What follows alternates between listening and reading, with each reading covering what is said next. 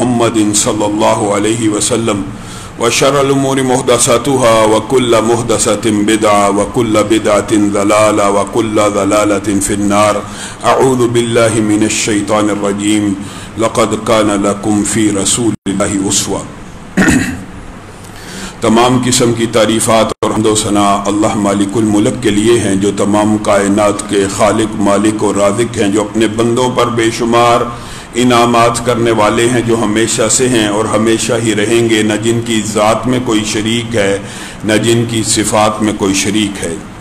حمد و ثنا کے بعد لاکھوں کروڑوں درود و سلام ہوں اس ہستی اقدس و مقدس پر کہ جن کا نام نامی اور اسم گرامی حضرت محمد الرسول اللہ صلی اللہ علیہ وآلہ وسلم ہے، جنہیں تمام کائنات کا ہادی، رہنما، مقتدا، پیشوا، رہبر، امام بنا کر بھیجا گیا، اور جن کے قلب اطہر پر اللہ رب العزت نے اپنی آخری کتاب حمید کو نازل فرمایا۔ حمد و ثنا اور درود و سلام کے بعد لاکھوں رحمتیں ہوں آپ کے صحابہ پر، امت کے ادیبوں، شہیدوں، واعظین، محدثین، مبلغین، ائمہ دین پر کہ جن کی وجہ سے اسلام ٹھیک اور مکمل حالت میں ہم تک پہنچا۔ معزز سامعین گرامی قدر، بچوں کی تربیت کے حوالے سے بعض نکات گزشتہ چند خطبات سے آپ کے سامنے رکھ رہے ہیں۔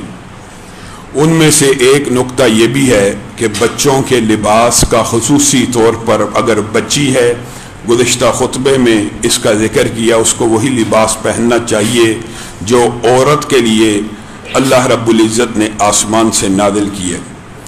یہ بات یاد رکھیے، یہ بات بڑی اہم ہے۔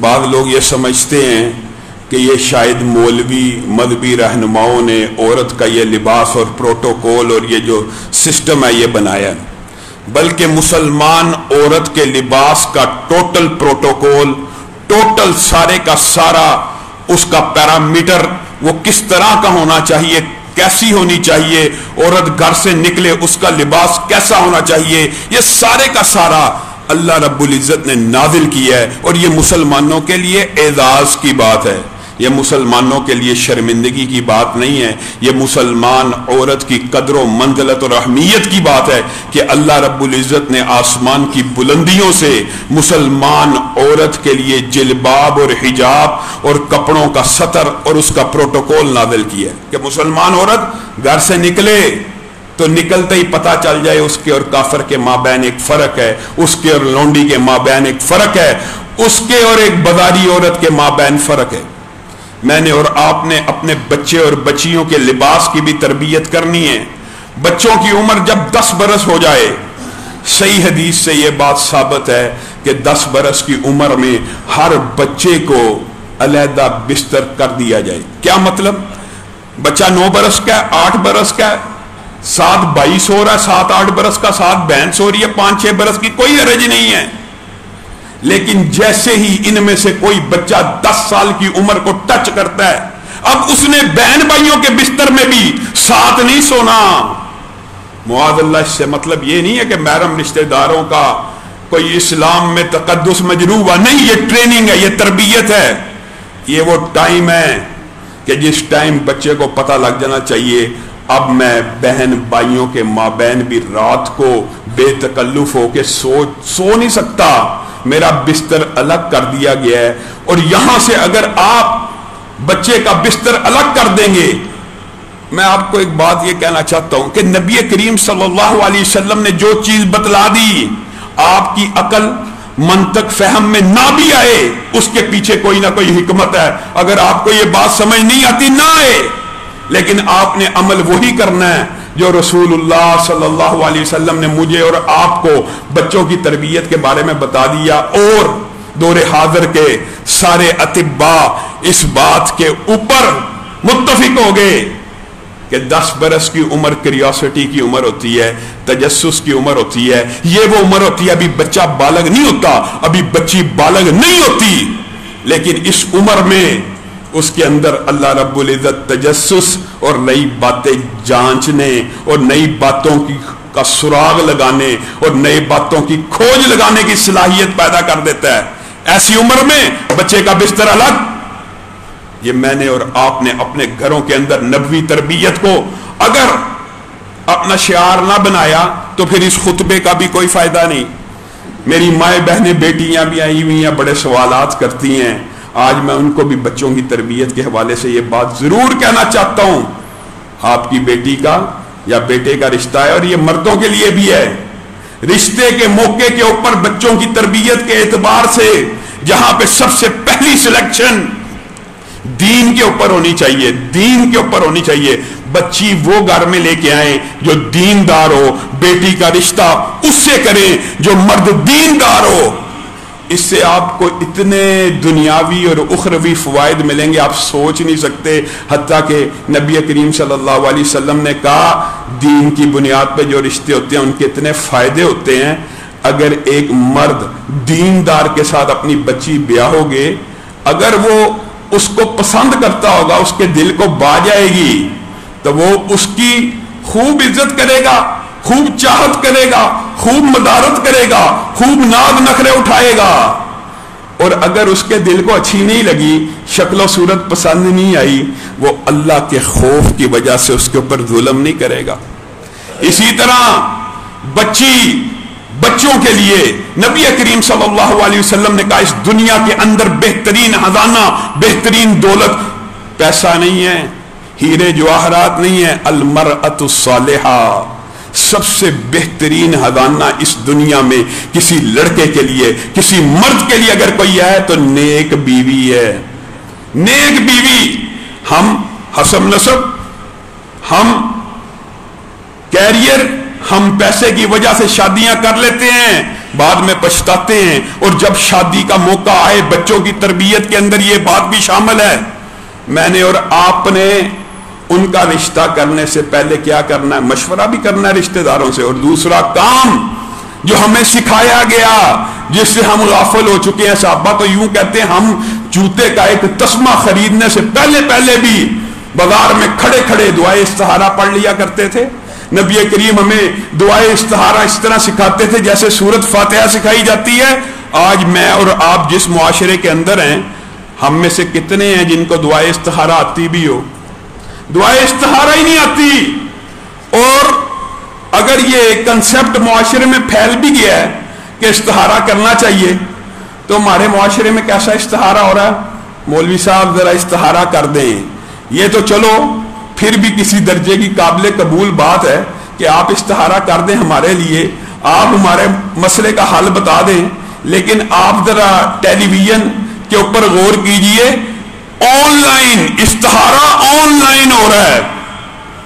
ادھر سے فون آیا، ادھر سے مولوی نے بیٹھے بیٹھے استخارہ کیا، بیٹھے بیٹھے اس کے اوپر وحی کا نزول ہوا، اس نے ساری باتیں بھی بتا دی. اسلام اور دین کا مذاق اڑایا جا رہا ہے. استخارہ اس کو کہتے ہیں. استخارہ اللہ رب العزت کے ساتھ ایک مشاورت ہے جس کے بہت سے نتائج ہیں. قلبی اور دلی رجحان اس طرف مائل ہو جاتا ہے جو اللہ رب العزت کو منظور ہو. استخارے کا یہ مطلب نہیں ہے کہ استخارہ کیا تو لازماً اور یقیناً اور بدیہاً خواب ہی آئے. یہ بات لازمی نہیں ہے. کئی مرتبہ انسان استخارہ کرتا ہے، 3 دن استخارہ کیا، 7 دن کیا.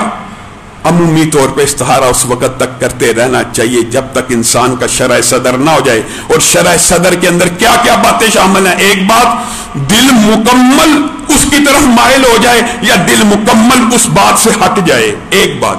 دوسری بات، کئی مرتبہ اچھے خواب واضح طور پر یا برا خواب واضح طور پر استخارے کے متعلق آ سکتا ہے. اس میں بھی کوئی اچنبے کی بات نہیں. اور ہمارے اسلاف میں بعض لوگ ایسے گزرے ہیں جو کہتے تھے کہ استخارہ اس وقت تک کرتا ہی رہوں گا جب تک اللہ رب العزت واضح طور پہ کوئی نشانی یا خواب نہیں دکھلائے گا. اس میں بھی حرج کی بات نہیں ہے. اب زندگی کا نہایت اہم مرحلہ ہے بچے اور بچی کی شادی. اس کے اندر آپ اور میں جلد بازی کرتے ہیں، نہیں کرنی چاہیے. مشاورت کے بعد استخارہ کرنا چاہیے. اللہ کی قسم جو بندہ استخارہ کر لیتا ہے اس کو کبھی خسارہ نہیں ہوتا، اور جو بندہ مشاورت کر لیتا ہے اس کو کبھی ندامت نہیں ہوتی. یہ جو باتیں ہوتی ہیں نا، ان کے اندر بڑے حکمت کے پہلو ہیں. بتائیے، ایک بندے نے 20 بندوں سے مشورہ کر کے کوئی فیصلہ کیا ہے، اس نے نادم کس کے سامنے ہونا؟ وہی 20 بندے اس کی گیدرنگ تھی، وہی 20 بندوں میں وہ پھرتا ہے. ان سب سے تو اس نے مشاورت کر لی ہے، ان سب سے مشورہ کر کے کوئی کام کیا ہے. اب اس کو ندامت کا کبھی سامنا کرنا ہی نہیں پڑنا. کیسے کر سکتا ہے؟ ان سے تو مشورہ کیا ہے. ہاں نقصان کا خسارے کا سودا انسان کر سکتا ہے مشورے کے بعد، تو اس سے بچنے کے لیے کیا کرنا چاہیے؟ استخارہ کرنا چاہیے۔ بعض ہمارے ساتھی الحمدللہ ایسے ابھی بھی ہیں جو کوئی بھی فیصلہ استخارے کے بغیر نہیں کرتے۔ ہاں، اور استخارے کے اندر بہت بڑی خوبی کی بات یہ ہے کہ استخارہ کرنے کے بعد جو آپ فیصلہ کریں، یہ نہیں کہ وعدے نشانی آ گئی، ہاں اب آ گیا یہ کام مت کرو پھر بھی کرنا ہے، پھر تو نے ضد لگائی، اللہ کے فیصلے کے خلاف چلا۔ لیکن اگر استخارہ کر کے کوئی کام کر لے گا، انشاءاللہ اللہ رب العزت اس میں برکت بھی ڈالیں گے، اور اگر واقعی وہ اللہ رب العزت کی تقدیر میں برا تھا تو اللہ خود بخود اس کو دور کریں گے۔ تو شادی بیاہ کے موقع کے اوپر جو بہت اہم بات ہے وہ یہ ہے کہ بچے اور بچی کی شادی سے پہلے استخارہ کرنا ہے۔ یہاں پر ایک بات میں اور اپنی بہنوں کو، اپنی ماؤں کو اور اپنی ان خواتین کو کہنا چاہتا ہوں جو آئے دن سوالات کرتی ہیں بہو کے بارے میں، بیٹے کے رویے کے بارے میں، بیٹے کے بغاوت کے بارے میں۔ میری بہنوں، میری ماؤں، ایک بات یاد رکھو، جب اولاد کو بیاہ دو، چاہے بیٹی ہو چاہے بیٹا ہو سکتا ہے یہ بات آپ کو تلخ لگے، لیکن اللہ کی قسم بیٹے اور بیٹی کا خیال رکھنا یہ تو سنت سے ثابت ہے۔ آپ کے سامنے حضرت فاطمہ کا سارا باب رکھا، نبی محترم کا اپنے دمادوں کا خیال رکھنے کے بارے میں ساری باتیں رکھی، ابو العاص کا قصہ رکھا۔ لیکن جو باپ بیٹھے ہیں یا مائیں موجود ہیں، ایک بات آج عہد کر کے جائیں، اگر بیٹی بیاہ دی ہے تو پھر یہ نہیں کہ ہر روز صبح ہوتی ہے اس کے گھر فون جا رہا ہے، پورے دن کی سٹوری سنی جا رہی ہے، پھر اگلے دن فون جا رہا ہے، پھر پورے دن کی سٹوری سنی جا رہی ہے۔ ہاں، ہفتہ گزر جائے، 10 دن گزر جائیں، اب حال احوال پوچھیں، لیکن اللہ کی قسم یہ سنت طریقہ نہیں ہے، یہ اسلام کا طریقہ نہیں ہے کہ بیٹی تو دے دی ہے۔ ایک بات یاد رکھیے، جب تک کوئی بات انسان اپنی زبان سے ادا نہیں کرتا، جذبات کی ہو، احساسات کی ہو، غم کی ہو، تکلیف کی ہو، جب تک اپنی زبان سے ادا نہیں کرتا، وہ جسم اور دماغ اور دل کے اوپر جڑ نہیں پکڑتی، بات نہیں پکڑ سکتی۔ جب الفاظ سے ادا ہو جاتی ہے تو پھر اپنی سپیس بناتی ہے دماغ کے اندر، دل کے اندر۔ بیٹی کے ساتھ گھر میں کوئی معاملہ ہو گیا خامند کا، ماں باپ کا، اب اگر اس نے زبان سے ادا نہیں نہ کیا، 5-7 دن گزر گئے ہیں، اللہ بھی اس کو یہ غم بلا دے گا، اللہ بھی یہ بات بلا دے گا۔ لیکن اگر میرا اور آپ کا فون اس کو چلا جائے گا، وہ ہمیں یہ بات بتلائے گی۔ اب یہ بات اس کے دل سے نہیں نکلنی، اب یہ بات اس کے دماغ سے نہیں نکلنی، کیونکہ زبان سے ادا کر دی ہے۔ زبان سے جب بات ادا ہو جائے، دل میں بیج بو دیا جاتا ہے، دماغ میں ایک رستہ بنا دیا جاتا ہے، اور اسی لیے غم کو صبر کے ساتھ، تکلیف کو صبر کے ساتھ چھپانے سے غم ختم ہو جاتا ہے، تکلیف ختم ہو جاتی ہے۔ لیکن جو بندہ بویلا کرتا ہے، بار بار اپنی تکلیف لوگوں کو بتاتا ہے، اس کی خواہش کیا ہوتی ہے؟ میرا غم ہلکا ہو جائے، لیکن وہ بتا کر اس غم کو پانی دے رہا ہوتا ہے، اس غم کے پودے کو تناور درخت بنا رہا ہوتا ہے۔ شریعت کے خلاف چلنے کے اندر وہ سمجھتا ہے میرا غم ہلکا ہو جائے گا، کبھی نہیں ہو سکتا۔ جو بات شریعت نے کہہ دی اس کے پیچھے حکمتیں ہیں۔ آپ نے اپنی بچی کو روزانہ فون نہیں کرنا، آپ کو یہ بات تلخ لگے سو لگے، لیکن یہ اسلامی شریعت کے خلاف ہے۔ آپ نے اپنے بیٹے کے ساتھ کیا معاملہ کرنا، یہ بھی بڑے لوگ سوال کرتے۔ اللہ کی قسم، اسلامی خاندانی سسٹم کے اندر میں یہ نہیں کہتا کہ والدین بیٹے کے پاس نہ رہیں، بیٹے کا ہی حق ہے کہ والدین اس کے پاس رہیں، لیکن جس بیٹے کی شادی ہو گئی، آپ والد ہیں، آپ والدہ ہیں، آپ کی یہ ڈیوٹی اور ذمہ داری ہے ان کو ایک انڈیپینڈنٹ ماحول دیا جائے۔ اسلام میں جو فیملی سٹرکچر ہے وہ شادی کے بعد مکمل ہے، ایک خاندان مکمل، میاں اور بیوی، شادی ہو گئی ہے، یہ 1 یونٹ خاندان ہے۔ میں یہ نہیں کہتا کمبائن فیملی سسٹم سارے کا سارا اسلام کے خلاف ہے، نہیں، لیکن کمبائن فیملی سسٹم کے اندر بھی کچھ شرعی قواعد و ضوابط ہیں۔ اگر آپ اپنے 3 بیٹوں کو اکٹھے اپنے ساتھ رکھنا چاہتے ہیں تو اس کے بھی کچھ قواعد و ضوابط ہیں۔ بیٹے رکھیں 3 ساتھ، تینوں کا پورشن ایسا ہو کہ شرعی حدود و قیود کی پابندی ہو رہی ہو۔ ہمارے ہاں بابیوں کے ساتھ پردہ ہی نہیں معاشرت، ہمارے ہاں دیوروں کے ساتھ پردہ ہی نہیں۔ یہ کمبائنڈ فیملی سسٹم کی سب سے بڑی گناؤنی بات ہے۔ اللہ کی قسم ایسے رشتوں کا پردہ عام رشتوں سے زیادہ سخت ہے۔ لوگ سمجھتے ہیں جی یہ تو بابی ہے، یہ تو دیور ہے، یہ تو بھائی ہے۔ تو جتنا مرضی عقل مند ہو جا، تیری عقل اور منطق شریعت کا مقابلہ نہیں کر سکتی۔ نبی کریم نے کہہ دیا یہ جو قریبی رشتہ دار ہے نا، یہ دیور، یہ تو موت ہے، پھپھا کے ساتھ پردہ نہیں۔ یہ تو قریبی رشتہ، اس میں خطرہ زیادہ ہے، خالو کے ساتھ پردہ نہیں۔ یہ کہاں سے فلسفہ آیا؟ یہ کہاں سے فلسفہ آیا؟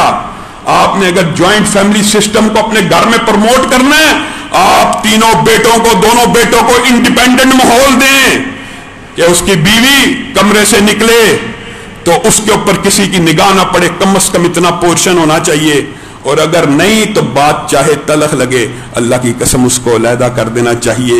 اسلام کا جو فیملی سسٹم 1 یونٹ کے اوپر بنیاد کرتا ہے وہ اسی لیے ہے کہ اگر شادی ہو گئی، آپ کے پاس گنجائش ہے، آپ 3 نہیں 10 بیٹوں کو الگ الگ مکمل پورشن بنا کے دے دیں، کوئی حرج نہیں، شرعی حدود و قیود موجود ہیں۔ لیکن آپ نے شادی کے بعد نہ بیٹے کی زندگی میں اس طرح انٹرفیئر کرنا ہے، نہ بیٹی کی زندگی میں اس طرح انٹرفیئر کرنا ہے۔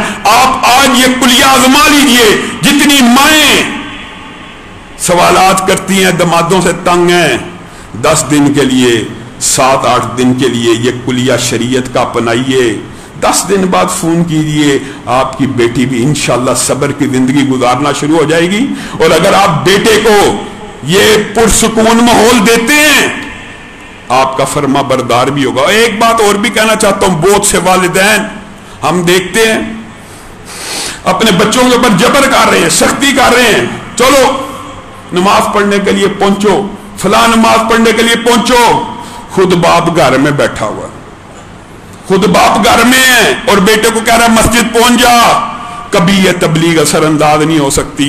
باپ خود فجر کی نماز پڑھنے جا رہا ہے، بیٹے کو اٹھا رہا ہے، یہ تبلیغ اثر انداز ہو سکتی ہے۔ ورنہ بچے آج کل کے ایسے سمجھدار ہیں، اپنے دوستوں میں یہی کہتے ہیں، خود جاتا نہیں باپ کے بارے میں اور ہمیں کہتا جاؤ، یہ تبلیغ اثر انداز نہیں ہوتی۔ اور پھر بچوں میں مسابقت کا جذبہ، نبی کریم صلی اللہ علیہ وسلم سے یہ بھی ثابت ہے، نبی کریم صلی اللہ علیہ وسلم بچوں کو کہتے تھے جو بچہ پہلے میرے پاس آئے گا اس کو یہ انعام ملے گا، یعنی مسابقانہ۔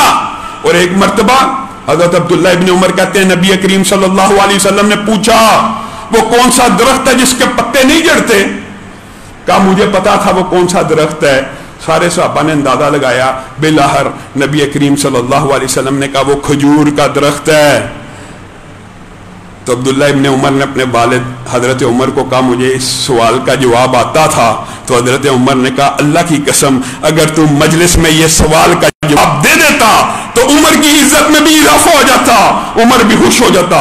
کانفیڈنس بلڈنگ، بچے کی اعتماد اور بچے کو یہ بات سکھانا، ہر لمحے میں بچے کی تربیت ہے۔ ام سلمہ کا بیٹا نبی کریم صلی اللہ علیہ وسلم کی زیر کفالت تھا، کھانا کھا رہا ہے، نبی کریم تربیت ایسے کیا کرتے تھے، جہاں کوئی غلط بات دیکھی وہاں پہ ٹوک دیا۔ بچہ کھا رہا ہے، برتن کے اندر سے کبھی یہاں سے سالن لے رہا ہے، کبھی یہاں سے کبھی یہاں سے۔ نبی کریم صلی اللہ علیہ وسلم نے کہا اپنے سامنے سے سالن کو اٹھا۔ اس کے بعد انہوں نے پوری زندگی خود بیان کرتے ہیں کہ میں نے ساری زندگی سالن اپنی پلیٹ کی سائیڈ اور اپنی طرف سے اٹھایا اور اللہ رب العزت نے میرے کھانے میں برکت ڈال دی۔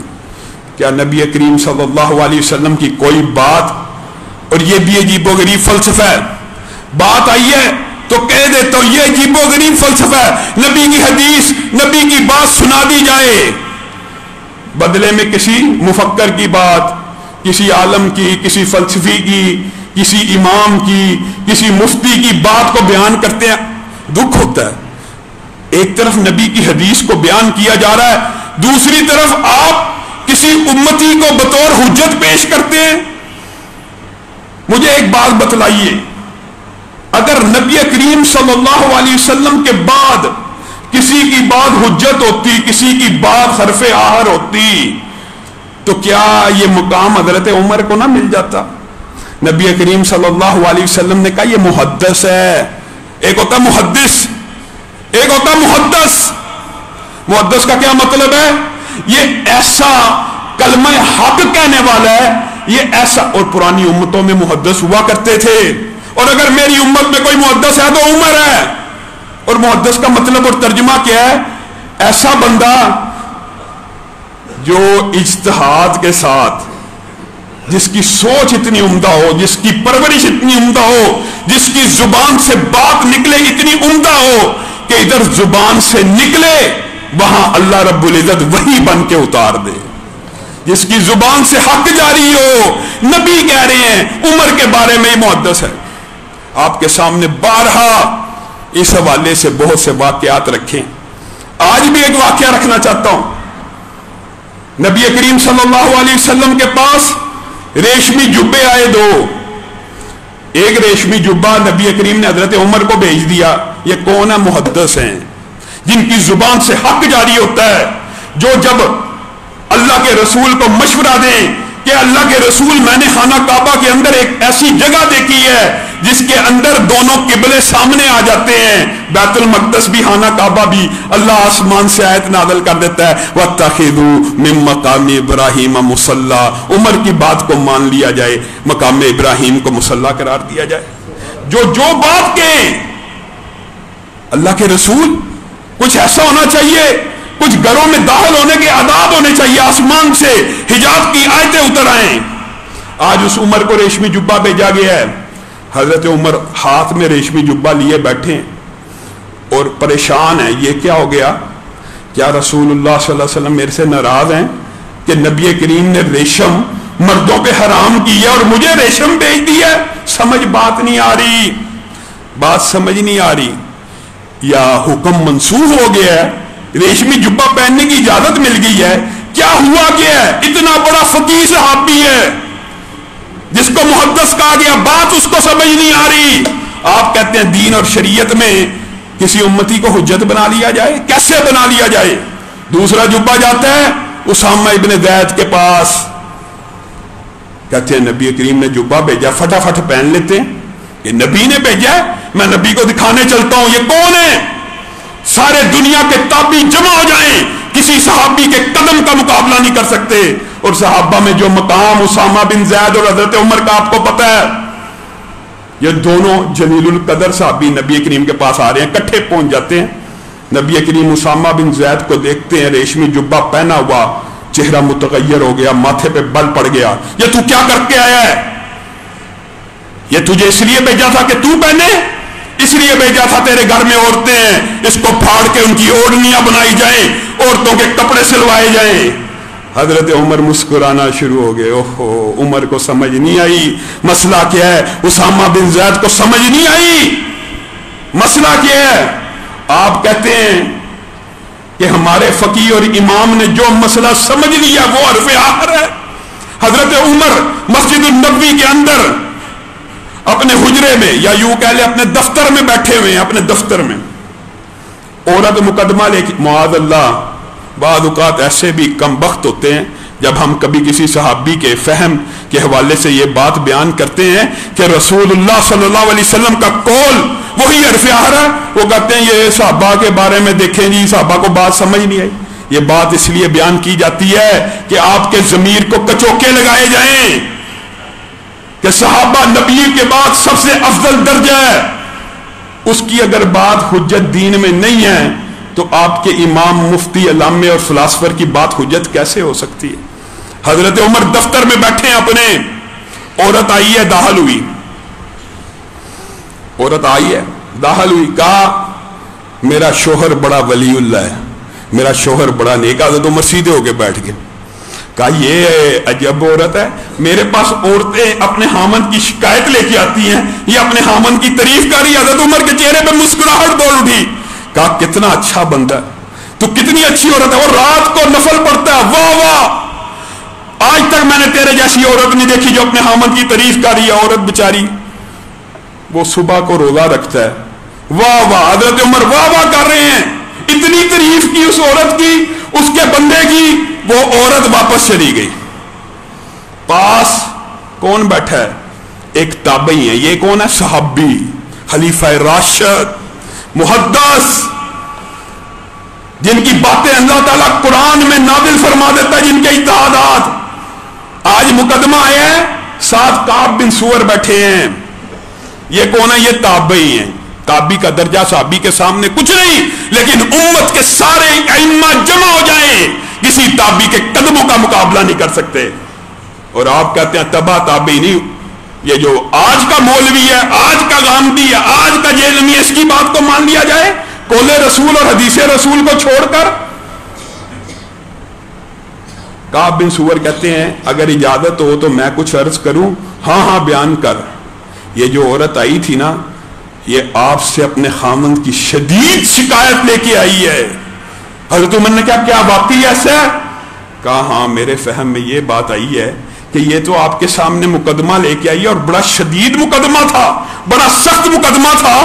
آپ نے اس کے خامند کی تعریفیں شروع کر دی، اس کی تعریفیں شروع کر دی، وہ بیچاری آپ سے بات نہیں کر سکی. حضرت عمر ساتھ نیچے کر کے بیٹھ گئے. کہا واقعی اگر تیری بات درست ہے تو عمر یہ بات نہیں سمجھ سکا، بتائیے. کہا اس عورت کو بلایا جائے. عورت آئی. حضرت عمر نے کہا یہ کیا کہتا ہے کعب؟ کہا کعب درست کہتے ہیں، میں جوان عورت ہوں. ایک مرد ساری رات عبادت کرے، ایک مرد سارا دن روزہ رکھے، تو میرے پاس آنے کا وقت اس کے پاس کب ہوگا؟ میرے بھی خواہشات ہیں، میرے بھی جذبات ہیں. حضرت عمر کی آنکھوں میں پانی آ گیا. کعب کو کہا جا اس کے بندے کو بلا اور اس کے بارے میں فیصلہ کر. بتائیے آپ فقہ کے اندر فقہ کا اور تقلید کا جو دباچہ ہے، ہم یہ جو تربیت کا انداز بتا رہے ہیں، یہ قرآن و سنت کے احکامات اور حدیث کو اگر منوان نہیں ماننا تو پھر آپ اور میں خطا اور ٹھوکر کھائیں گے. مجھے اور آپ کو غلطی لگے گی. کیسے؟ اللہ کی قسم، یہ جو فقہ کے اندر 1300 سال گزر گئے، 1300 سال، 1200 سال گزر گئے ہیں، اپنی اپنی ضد کے اوپر مکتبہ ہے فکر اڑے ہیں. کس بات کے اوپر اڑے ہیں پتہ ہے؟ ہمارے امام نے کہہ دیا بس ہم نے وہی ماننا ہے. تقلید کی بنیاد یہ ہے کہ بلا دلیل ماننا ہے. نعوذ باللہ، بلا دلیل ماننا ہے. کتنی چھوٹی بات ہے، کتنی سطحی بات ہے. ایک دو مثالیں دے کے اپنی بات کو ختم کروں گا. صرف ایک دو مثالیں ذہن میں رکھیے. فقہ شافعی کے اندر شافعیوں نے ایک مسئلہ اختیار کیا. چاہیے تو یہ تھا حدیث کی طرف رجوع کرتے، ضد پہ نہ اڑتے، لیکن 1200 برس گزر گئے ہیں. صرف غیر نبی کو حجت بنانے کی وجہ سے اتنی سخت غلطی اور ٹھوکر کھائی ہے. کیا کہا؟ عورت کو کوئی بندہ ہاتھ لگا دے تو اس کے اوپر غسل واجب ہو جاتا ہے. عورت کو کوئی مرد مسلمان ہاتھ لگا دے. جائیے 1200 برس بیت چکے ہیں، شافعی اس بات کی قائل ہیں کیونکہ امتی کا فیصلہ ہے. امتی کا فیصلہ حجت نہیں ہوتا. اور احناف اس کے برعکس ہیں. وہ کہتے ہیں کہ عورت کو ہاتھ لگ جائے تو وضو نہیں ٹوٹتا. آپ بتائیے. یہ دو گروہ فقہ کے ہیں. تیسرا ایک گروہ متبعین حدیث کا، اتباع رسول کا، ائمہ حدیث کا، مسلک محدثین کا. اور انہ لقول فصل، جو فیصلہ کن اتھارٹی ہے یا اللہ کی ہے یا محمد صلی اللہ علیہ وسلم، فرق بین الناس، یا رسول اللہ صلی اللہ علیہ وسلم فیصلہ کن اتھارٹی ہے. یہ دو کے مابین اختلاف ہوا، مقدمہ کس کی عدالت میں جائے گا بتائیے؟ رسول اللہ صلی اللہ علیہ وسلم کی عدالت سے. دیکھیے اللہ کی قسم، ہم یہ جو فقہی اختلافات ہیں ان میں فریق ہے ہی نہیں. ہم فریق ہی نہیں ہیں. ہم تو مسلک محدثین والے ہیں، ہم تو اتباع رسول والے ہیں. ہم تو کسی چیز کے فریق ہی نہیں. ہمارا مسلک تو وہ ہے جو رسول اللہ نے کہہ دیا، جو اللہ نے کہہ دیا اور رسول اللہ نے کہہ دیا. ہمارا صرف وہی مسلک ہے اور کوئی مسلک ہی نہیں. اٹھائیے حدیث، نبی کریم صلی اللہ علیہ وسلم نماز پڑھ رہے ہیں، امی عائشہ کا پاؤں سامنے آتا ہے، نبی کریم صلی اللہ علیہ وسلم حالت نماز میں ان کے پاؤں کو پیچھے کرتے ہیں. ثابت کیا ہوا؟ ثابت یہ ہوا کہ احناف کا یہ موقف درست ہے کہ عورت کو ہاتھ لگانے سے وضو نہیں ٹوٹتا، لیکن ان کا موقف کس بنیاد کے اوپر ہے؟ اپنے امام کی بنیاد کے اوپر. اور شافعیوں کا موقف کس بنیاد کے اوپر ہے؟ اپنے امام کی بنیاد کے اوپر. بات کو سمجھیے، انہوں نے یہ جو موقف اپنایا کہ عورت کو ہاتھ لگانے سے وضو نہیں ٹوٹتا، وہ انہوں نے اپنے امام کی وجہ سے اپنایا. موقف درست ہے لیکن اپنایا کس کی وجہ سے ہے؟ اپنے امام کی وجہ سے. موقف ان کا صحیح ہے لیکن ثابت کہاں سے ہوتا ہے؟ حدیث سے. حدیث نہیں ماننی. اس کی ایک مثال دیتا ہوں. ضد پہ صرف شافعی نہیں اڑے، احناف کی بھی بہت سی ایسی ضدیں فقہ میں موجود ہیں. حدیث بھی سامنے آ جائے، کہتے ہیں بس ہم نے بلا دلیل اپنے امام کا قول ماننا. کون سا قول؟ ایک بات رکھ کے اپنی بات کو ختم کرتا ہوں. کہتے ہیں کوئی نبینا ہو، نبینا وہ امام بن جائے تو اس کے پیچھے نماز پڑھنا مکروہ ہے. کوئی نبینا امام ہو یا نبینے کی امامت، یہ مکروہ ہے. سارے فقہ حنفی کی کتابوں میں لکھا ہے. اور شافعی میں کیا لکھا ہے کہ مکروہ نہیں ہے. فیصلہ کس نے کرنا بتائیے؟ رسول اللہ صلی اللہ علیہ وسلم کی ذات فیصلہ کن حیثیت رکھتی ہے. آپ سفر پہ گئے، آپ نے کہا جتنی دیر میں سفر سے واپس نہیں آؤں گا عبداللہ ابن ام مکتوم نماز پڑھائے گا. کون ہے؟ نبینا ہے. یہ کہاں سے آ گیا؟ ان کو 100 مرتبہ حدیث دکھائی جائے نہیں، ہماری فقہ میں لکھ دیا گیا، ہمارے امام نے کہہ دیا اب نبینے کے پیچھے نماز مکروہ، نبینے کو امام بنانا مکروہ. اور دکھ کی بات پتہ کیا؟ اپنے احناف بھائیوں کے اندر ہمارے بہت بڑے بڑے ائمہ گزرے ہیں جو نبینا ہیں. نبینا ائمہ گزرے ہیں، معاذ اللہ. یہ ضد کس چیز کی ہے؟ یہ ضد اس بات کی ہے کہ جب رسول اللہ صلی اللہ علیہ وسلم کو چھوڑ کر کسی امتی کو حجت بنا لیا جائے، اللہ کی قسم انسان غلطی کھائے گا، انسان ٹھوکر کھائے گا. غلطی سے پاک اگر کائنات میں اللہ رب العزت نے کسی کو بنایا تو آمنہ کے لال کو بنایا. وہی ہمارے لیے حجت ہے، وہی دین ہے، وہی شریعت ہے. بتائیے دنیا میں کون سا ایسا انسان ہے جس کے بارے میں یہ کہا جا سکتا ہے اس کی بات شریعت ہے؟ انہوں نے تو کہہ دیا مقلد جو ہیں کہ ہمارے امام کی بات بھی حجت ہے، ہمارے امام کی بات بھی شریعت ہے. لیکن یہ حق صرف نبی محترم صلی اللہ علیہ وسلم کا تھا. ان کا اس بات بھی شریعت، ان کا انکار بھی شریعت، ان کا قول فعل عمل ہر بات شریعت ہے. باقی چاہے حضرت ابو بکر ہوں، حضرت عمر ہوں، ان کے بارے میں کیا کہا جائے گا؟ ان کی یہ بات شریعت کے مطابق ہے، ان کی یہ بات شریعت سے متصادم ہے. شریعت صرف ایک ہستی کی ذات ہے، ایک ہستی کا قول ہے، وہ نبی کریم صلی اللہ علیہ وسلم. اللہ رب العزت جو کہا گیا، جو سنا گیا، اس کو سمجھنے کی توفیق عنایت فرمائے.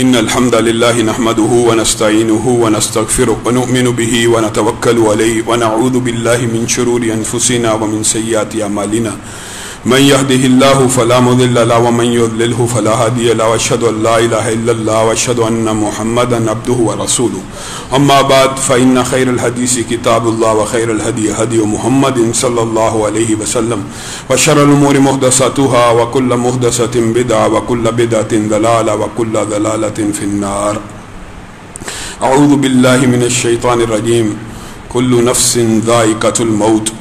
मोअज़्ज़ज़ सामीन गिरामी कदर, गुज़िश्ता हफ्ते जो गुज़रा है इसमें हमारे बहुत से साथी इस दुनिया से चले गए। उनमें से एक बशीर वसीर साहब भी थे जो बड़ी उम्दा तबीयत के मालिक थे, लेकिन दुनिया में जो भी आया उसने इस दुनिया से चले जाना। उनका जनाजा उनके आबाई शहर पसरूर में हुआ था और अहले इलाका और मस्जिद के साथी चूंकि पसरूर नहीं पहुंच सके, इसलिए उनके गायबाना नमाज जनाजा का इंतज़ाम जुम्मे के फ़ौरन बाद किया गया। सब साथी उनका नमाज जनाजा अदा करके जाएं। एक बात यहाँ पे भी कहना चाहता हूँ, हमारे यहाँ दीन और शरीयत के खिलाफ एक ऐसा मिजाज बना दिया गया है कि हर बात में रसूलुल्लाह सल्लल्लाहु अलैहि वसल्लम की मुखालफत करनी है।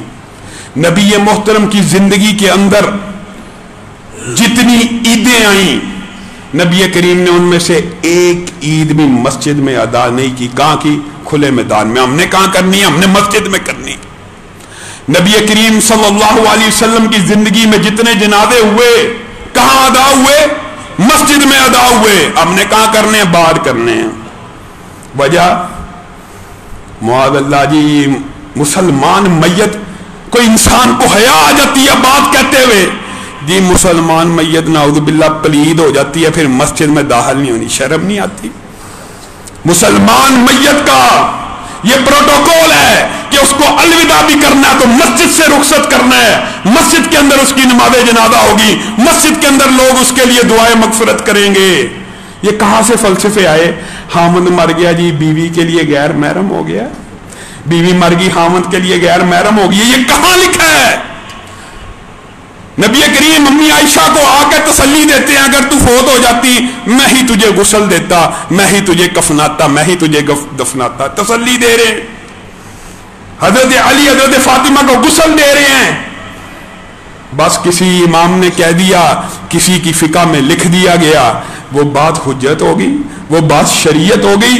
आज हमने जनाजों को भी शरीयत के खिलाफ बना लिया। कैसे? अफसोस की बात है, तंज करना मकसूद नहीं है, अल्लाह की कसम तंज करना मकसूद नहीं है।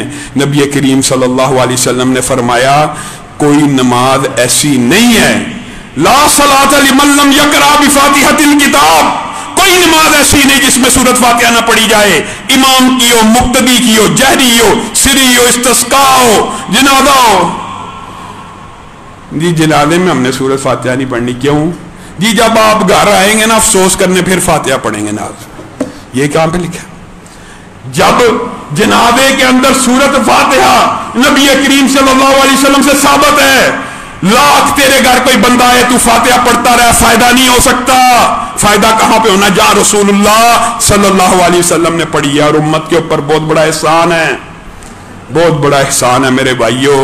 ये जो सफर आखिरत है, अल्लाह की कसम आज हम कल को जिंदा थे, सारे नमाजी उनको जानते हैं, इतनी खुश तबाह उनकी शख्सियत थी, मजाक किया करते थे, हंसते थे बच्चों के साथ, नमाजियों के साथ। आज हम में मौजूद नहीं है। हम में से कौन ऐसा है जो दावा कर सकता है उसने हमेशा जिंदा रहना? किसी ने भी जिंदा नहीं रहना। यह दुनिया निहायत ही आरजी दुनिया है, यह दुनिया बड़ी हकीर है। मैं और आप, हमारे ऊपर अल्लाह ने एहसान किया है, इस उम्मत की उम्र 60-70 बरस रखी है। क्यों? ये एहसान है, ये एहसान है, अल्लाह की कसम, ये अल्लाह रब्बुल इज्जत का एहसान है। उम्र का कम होना। हमारा असल वतन कौन सा? जन्नत। जन्नत से निकाले गए इस दुनिया में किस लिए आए हैं? उस वतन में वापसी के इरादे से आए हैं। उस वतन को दोबारा हासिल करने की इरादे और नीयत के साथ हमें इस दुनिया में भेजा गया है। किसी उम्मत को 200 बरस, 400 बरस, 900 बरस, 900 बरस लगे हैं उस घर में वापसी के लिए। मुझे और आपको सिर्फ 60-70 बरस चाहिए अपने वतन वापस लौटने के लिए। मैं और आप इसी दुनिया को अपना ठिकाना, इसी दुनिया को अपना वतन बनाए बैठे हैं। जो बंदा इस दुनिया को ही अपना वतन बना ले, फिर वो अपना असल ठिकाना, असल वतन भूल जाता है। मेरे भाइयों, आपने कभी इस बात के ऊपर गौर नहीं किया कि शरीयत मोहम्मदिया सल्लल्लाहु अलैहि वसल्लम ने मैयत का सोग 3 दिन क्यों है? क्यों है 3 दिन? फोतगी एक गम, एक जुदाई का। نیچرل احساس آتا ہے، لیکن سوگ 3 دن صرف کیوں ہے؟ کیونکہ امت کی سب لوگوں کو پتا ہے کہ یہ جو موت آئی ہے یہ ہمیشگی کی زندگی میں ایک قدم ہے۔ حضرت علی کا قول ہے، آنکھ اس دن کھلنی ہے جس دن روح نے آخری ایڑ نرگے پہ لگانی ہے۔ کیا مطلب؟ آنکھ تو انسان کی اسی دن کھلنی ہے جس دن اس نے مر جانا ہے۔ حقیقی دنیا میں آنکھ تب کھلنی ہے، تب یہ دنیا ہمیں سراب لگے گی، ایک خواب لگے گا۔ جب انسان کے آگے سے پردے اٹھتے ہیں، حقیقی دنیا میں قدم رکھتا ہے، اصل زندگی وہ ہے۔ 3 دن کا سوگ بھی اسی لیے ہے کہ جو بندہ مر گیا ہے وہ حقیقت میں نئی دنیا میں جا چکا ہے، ہمیشہ کے لیے جدائی نہیں ہے۔ میں نے اور آپ نے، ہم میں سے ہر ایک نے اس سے ملنا ہی ملنا ہے۔ جب ملاقات یقینی اور بدیہی ہے تو پھر افسوس اور دکھ 3 دن سے زیادہ کیوں؟ بنتا نہیں۔ اس کے لیے تو چاہے سارا سال اور 1400 سال غم ہو، جس کو پتا ہو کبھی ملاقات ہی نہیں ہونی، اب مر کھپ گیا ہے، اب دوبارہ زندگی نہیں، وہ چاہے جتنا مرضی شوق منائے۔ لیکن مسلمان کے لیے تو حقیقت بات یہ ہے، آج ہمارا کوئی عزیز گیا ہے، پیچھے سے ہم نے بھی چلے جانا، ہماری اس کی ملاقات ہو جانی ہے۔ لیکن کس طرح ملاقات ہونی چاہیے؟ اپنے وطن جنت کے اندر، اپنے اصل ٹھکانے کی طرف۔ اسی دنیا کے اندر سے ہم نے اپنی آخرت کو کما کے جانا ہے۔ اور اگر آپ کا اور میرا نظریہ یہ بن جائے نا کہ یہ دنیا بالکل عارضی ہے، تو اللہ کی قسم پھر دنیا غموں سے بھی بھر جائے، مصیبتوں اور مشکلوں سے بھی بھر جائے۔ کوئی انسان جتنا مرضی غمگین ہو، پتا ہو 60-70 برس کے بعد یہ غم ختم ہے، آگے ارب ہا ارب، کروڑ برس کی زندگی آسانیوں کی پڑی ہے، غم خود بہت ہلکے ہو جاتے ہیں۔ انشاءاللہ ہم نماز جمعہ کے بعد ان کی غائبانہ نماز جنازہ کو ادا کریں گے۔ سبحان ربک رب العزت عما یصفون وسلام علی المرسلین والحمد للہ رب العالمین۔